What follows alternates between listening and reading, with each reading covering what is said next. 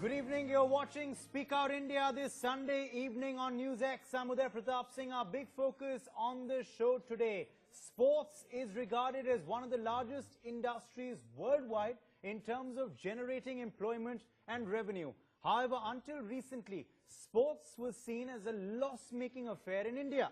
This misconception, though, is soon going to change with the formation of new leagues and successful franchises. The sports industry has seen unprecedented growth. The establishment of the Indian Premier League for cricket, of course, took it all off, and soon following was Hockey India League, Pro Wrestling League, Badminton League, Premier Futsal League, ISL, many other leagues cutting across sports. They all are indeed changing the face and identity of Indian sports. Because remember, earlier it was only Formula One, Premier League Basketball, NBA, English Premier League. These were big leagues across the West. But in India, we had none of them.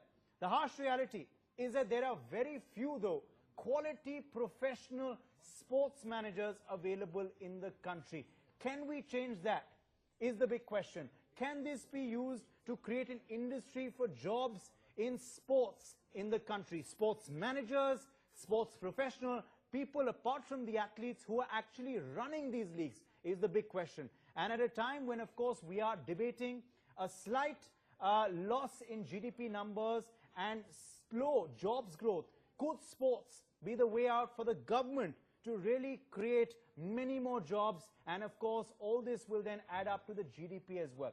To discuss this further, we have Kishore Bhimani, former cricket commentator, joining us from Kolkata. We also have Chandrasekhar Luthra, senior sports journalist, in our studios. Himanshu Chaturvedi, sports analyst, also joins us live from Delhi. Raghvendra Madhav, chairman of Sportex Asia, is also joining us to Skype on the program from Malaysia. My thanks to all you gentlemen for joining us on the show.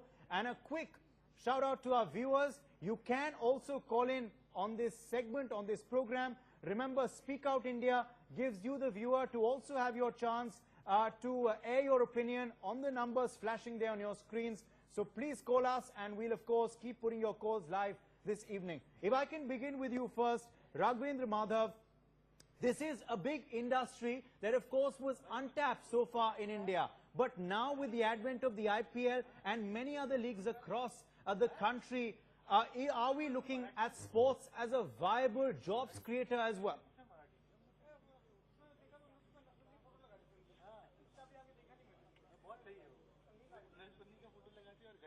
Mr. Madhav, that question was for you, if you can hear me.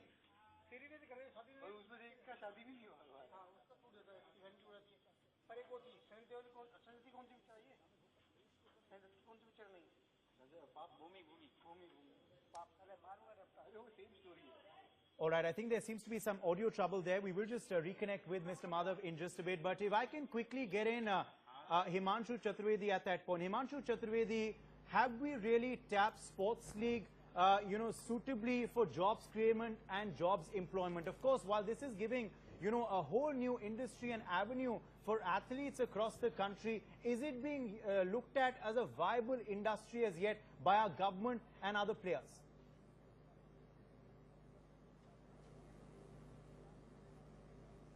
Uday, I must congratulate you for touching such a wonderful point. I was waiting for a major channel or somebody to actually touch on this point. I've been writing and doing research for almost 2 decades on how sports can be converted to a business line. We still are waiting to be called it as an industry.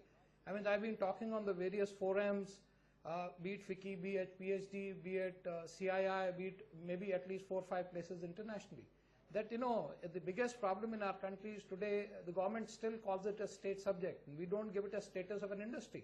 And if we compare this to the film industry, till the film industry was given a status of an industry, we did not see the right kind of investment. The money was not involved. Now today you see 200, 300 crore or maybe 500 crore film. Why do you call it? Because the money is channelized the right way. Otherwise we had the black money ruling the film industry.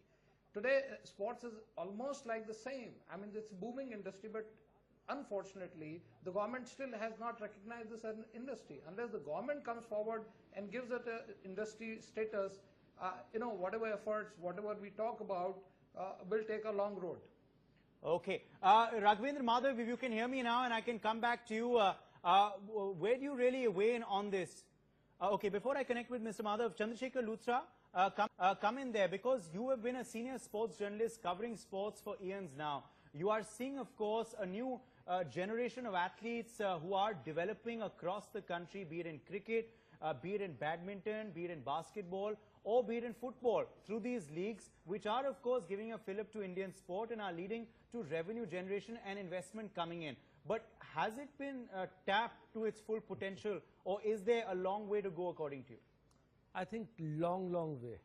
We are only talking about, cricket or sports industry as a GDP, earner. We only talk about, sports being created just to make money by few individuals. When I talk about few individuals, maybe few leagues which have cropped up, and also few sports channels who are trying to make money through sports.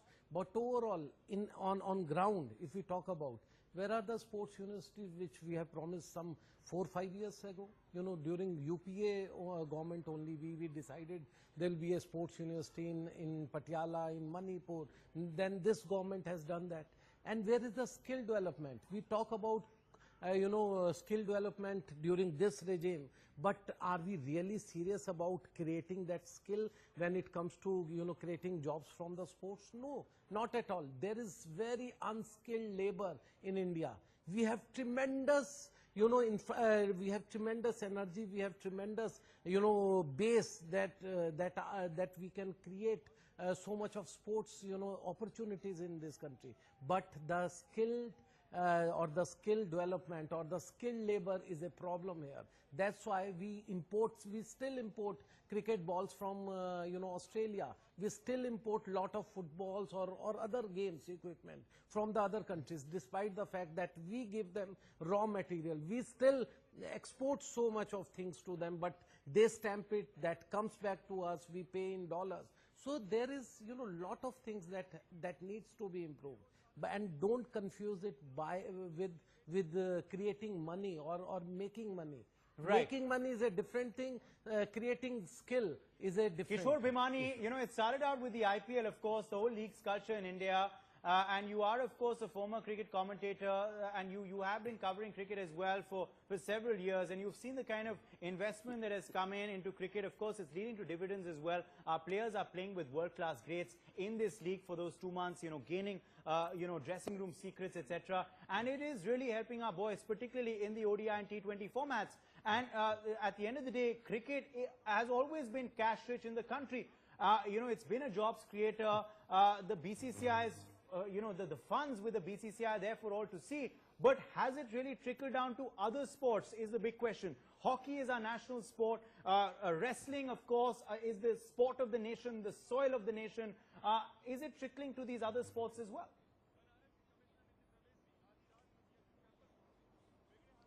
Well, let me start by saying I was recently at a seminar. I'm talking about South Africa, where I have just come back from. And they were talking about John T. Rhodes, who's so well employed here in India during the IPL. What we are talking about, they're making a living. Each team of the IPL has at least 3 dozen people making a fantastic living out of the franchise. But let's not only talk about IPL. If you take ISL, I was going into this, talking about the seminar with which I was involved. We did a research into the ISL, the football. And I found the number of people involved with each team was very much larger than I expected. There are at least 20 people making a living out of each team, plus 30 or 40 ancillary people. Now the point is this, money is trickling down. It's not just television people, television commentators or TV coverage that's doing it. It's going right down the line. Today, not just the coaches, not just the players, but people connected with it, the support staff, they're all making money, and not only making money. I remember when Calcutta came up with this, when Sanjeev Goenka got involved in the IPL, the number of people who were wanting to go and present themselves to the franchise there, the RPGS, they wanted to go and say that, okay, can we get jobs there? Jobs are being created. Money is coming into circulation. these particular things require an economic survey that they are right, whether it be the Kabaddi League, whether it be short of Carom, everything else is into leagues. And they're Right. employing people, they're generating money, Yeah. they're contributing to the country's economy. Absolutely. And of course, while you started your argument about cricket, has it really trickled down to the other sports is, of course, the big question. If I can get in Raghvendra Madhav at that point, Mr. Madhav, the IPL, of course, has led to the advent of so many other leagues in the country, but has sports as an industry really been tapped to its full potential in India? Globally, these leagues are worth billions. Has it really been tapped to its full potential in India for creating jobs and adding to our GDP? Thank you, Uday, for asking a very pertinent question. As you know, Sportex.Asia, we hold an annual conclave, and the byline of that conclave is investing in sports. And I think it's a very sort of telling phrase, investing in sports. When you make an investment into any sector or any industry or any business, you don't look at what's happening today. You look at what's likely to happen in 5 years, in 10 years. And I think that I call it the sunrise sector. Sports is a sunrise sector. And businesses, individuals, and corporates are looking at it as not only as a sunrise sector, but one which also has bearings on the national, at the national level. I think points are being made about how much employment, etc., this can generate. Let me just say that, we had an extremely impressive bunch of people who were deliberating upon the future of sports in India at Sportex.Asia platform, which included Sundar Raman, the CEO of Reliance Sports, and Raghu Iyer, the CEO of RPG Sports, etc. And I asked them point blank, is this something that is just being done for the heck of it, for the fun of it? And the answer was, a vehement no. This is a business. Sports is a business. The league is only one part of the business. As you go forward, you will see that there are whole ecosystems that are being generated so that players, officials, all of these are thrown up from the grassroots levels, Right. so that eventually the leagues will prosper. So it's all about creation of the ecosystem. Just like in the IT sector 15 years ago, it's not as if, or the telecom sector, if you remember, there were over 70 or 80 players in the telecom sector. No, and that's a after valid that, point. the consolidation happened. Chandrasekhar Luthra, do you feel, you wanted to come in there?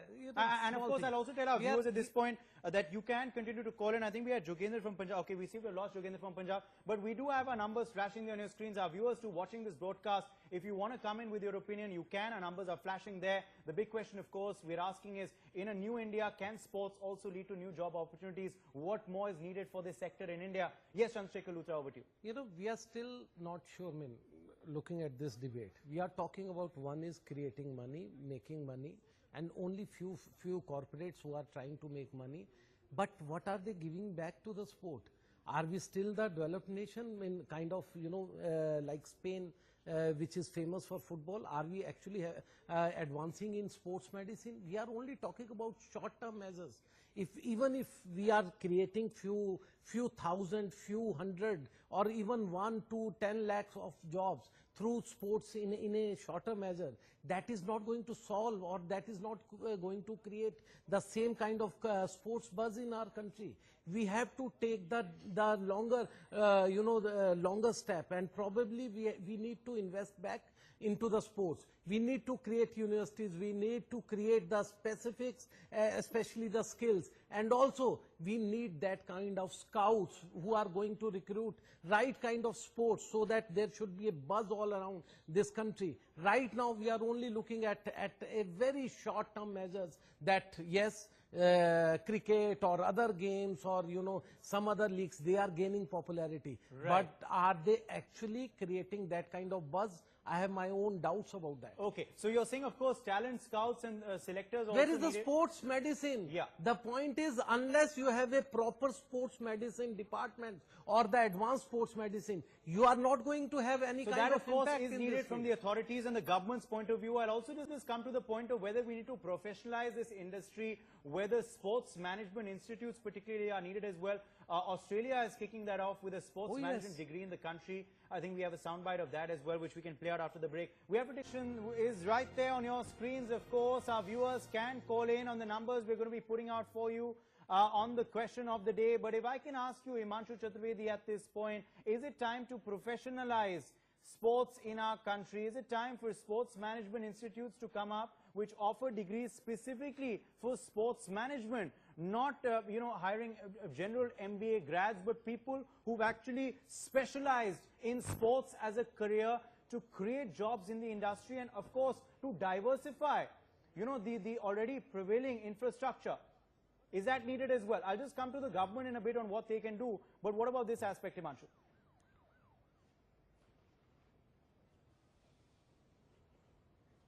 Yeah, there are two institutions in Mumbai and Calcutta, those who are already giving you specialized degrees into sports management, and there are people getting absorbed out of them.